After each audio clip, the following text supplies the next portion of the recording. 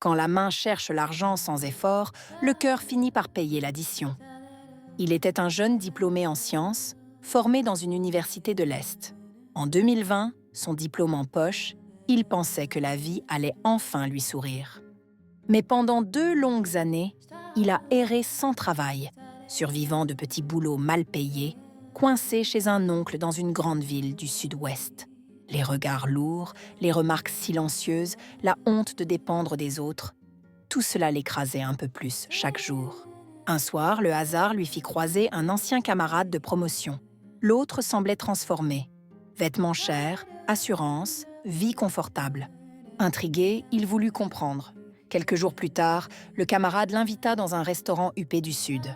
Là, il fit une rencontre qui allait bouleverser sa trajectoire. Une femme mûre, élégante, imposante par sa présence.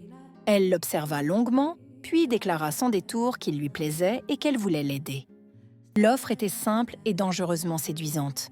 200 000 francs par mois, logement, téléphone, voiture, en échange d'une disponibilité totale, d'une présence constante. Au début, il hésita, mais la faim, les frustrations passées, et la promesse d'une vie confortable eurent raison de ses résistances. Il accepta. Sa vie changea brutalement. Appartement dans un quartier huppé, voiture neuve, argent régulier. Il n'avait plus besoin de demander, tout arrivait. Il se disait reconnaissant, convaincu d'avoir enfin rencontré son destin.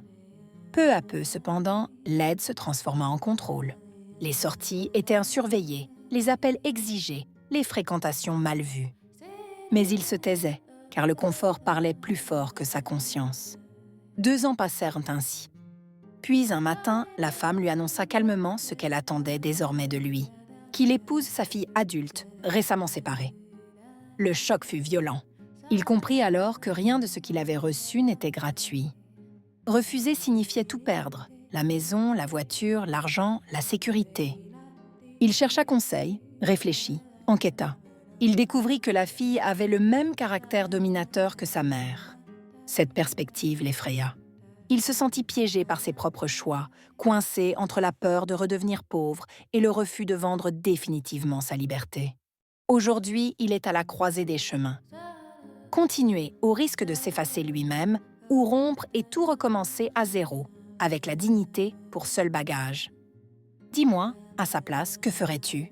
Faut-il accepter un confort qui enchaîne ou choisir la difficulté qui libère? Ton avis compte.